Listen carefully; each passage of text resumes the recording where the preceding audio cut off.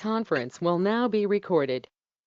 Hey everybody, this is Dr. Doug Smith. It is 2:30 on Thursday. It is time for our Monday through Thursday 2:30 podcast. Can't believe another week has gone by. Always sad to do the last podcast of the week, and I'm already looking forward to doing the first podcast of next week. And we got some really exciting stuff that we're talking about as we're pulling together what we need for the book.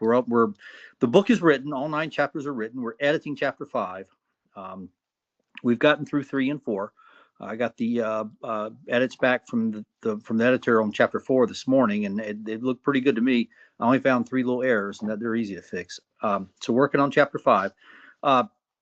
Chapter 3 was all about how to all about the signature disease, the sickness that happens when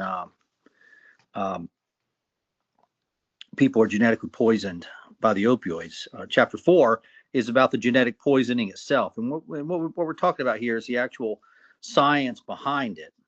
Okay.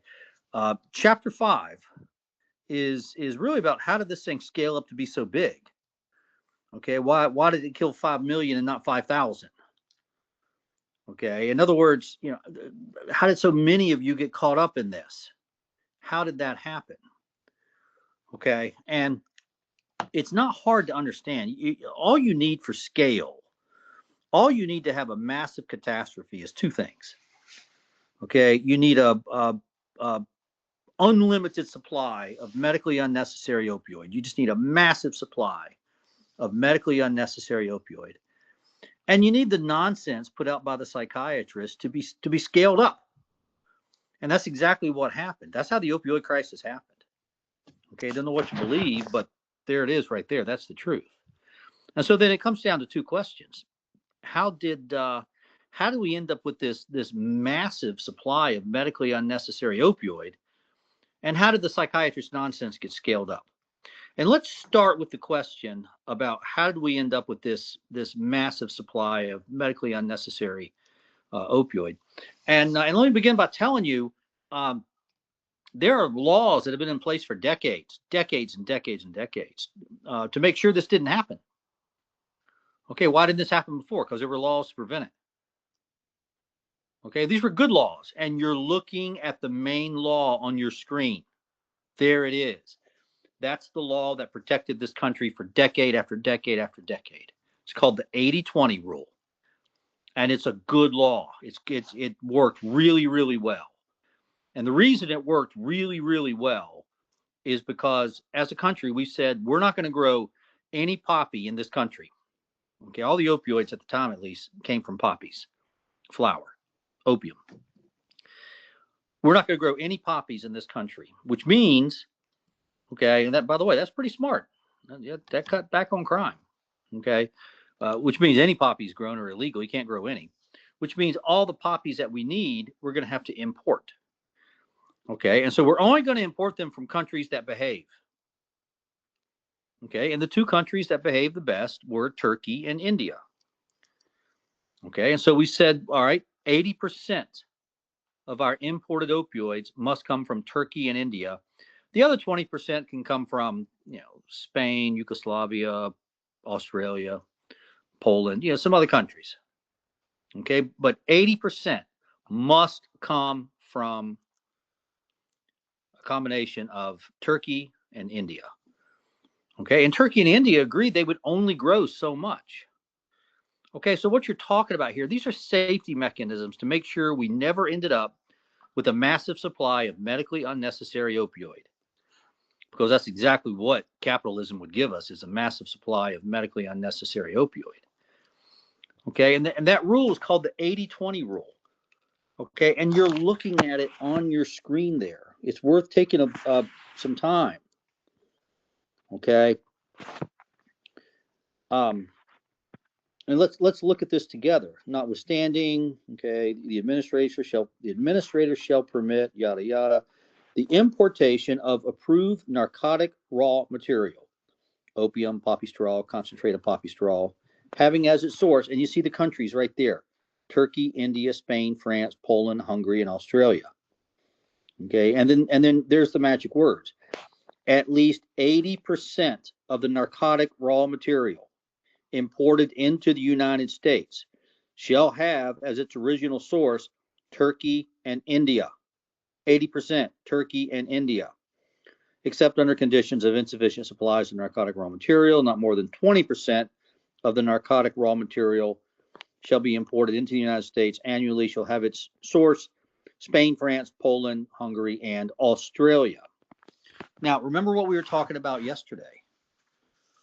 Okay, suddenly there were, 50, 60 metric tons of opioid raw material being imported from Australia, clearly in violation of this law. Hands down, no question about it. Okay, close to 100% of the oxycodone in this country came in from Australia in direct violation of this law, not even close. Okay, it was a direct violation of this law. It was done by Johnson & Johnson, and it's a direct violation of this law. This law was there to protect the people. This law was there to protect you. And it's a good law, and it protected this country for decade after decade after decade. And all of a sudden, Australia, Johnson & Johnson imports, 58, 60, 66 metric tons per year. It's about 250 pounds a day, 365 days a year from Australia of thebaine. And they got away with it because, okay, the yardstick that was used on the 80-20 rule was morphine. They measured the amount of morphine. Okay, they measured the amount, because that's really all the poppy really made at the time. They measured the amount of morphine. Okay, how much morphine came out of Turkey? How much morphine came out of India? How much morphine came out of Spain? So what they measured was the amount of morphine. Okay, you got to have a yardstick to measure it by, so they measured it by the amount of morphine. Okay, and that was the standard, was the amount of morphine. Well, as we saw yesterday, okay, Johnson & Johnson genetically modified the poppy flower. They made a Frankenstein flower. They made a monster flower that made, as we saw yesterday, no morphine. It made all thebaine. And they got around the law. That's how they did it. They got around the law. Thebaine's immediately converted into oxycodone and hydrocodone.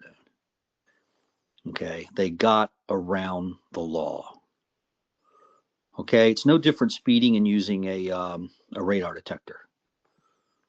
Okay, you're breaking the law, and you're getting away with it. Okay, except, speeding with a radar detector is on a whole different scale from the importation of medically unnecessary opioid. And that was one of the two components you needed for the opioid crisis. You needed a massive supply of medically unnecessary opioid. Where'd it come from? Came from Johnson & Johnson. How'd they do it? They skirted the law, and it doesn't pass the smell test. It stinks to high heaven.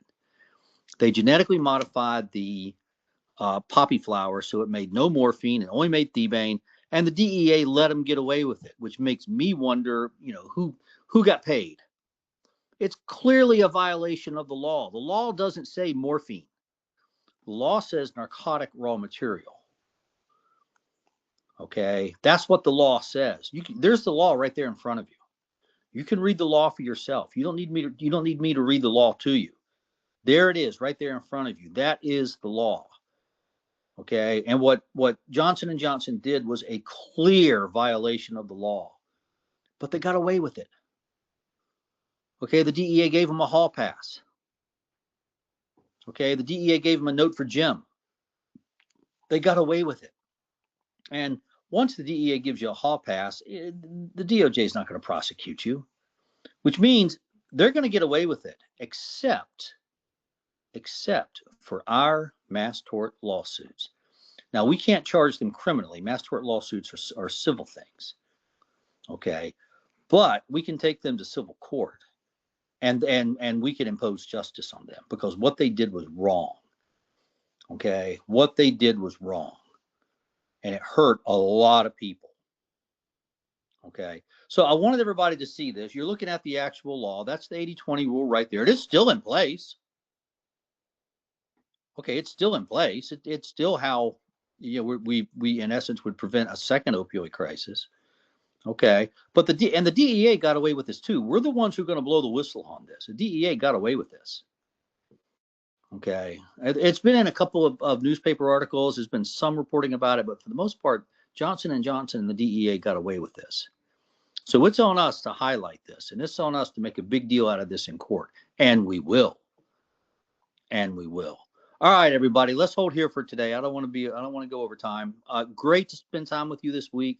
By the way, everybody, please send Alex an email or a text of thank you. He is absolutely just grinding away at this FDA thing and making beautiful progress. We've got to have the acknowledgement letter back from the FDA in order for us to be under consideration for the phase 3 clinical trial.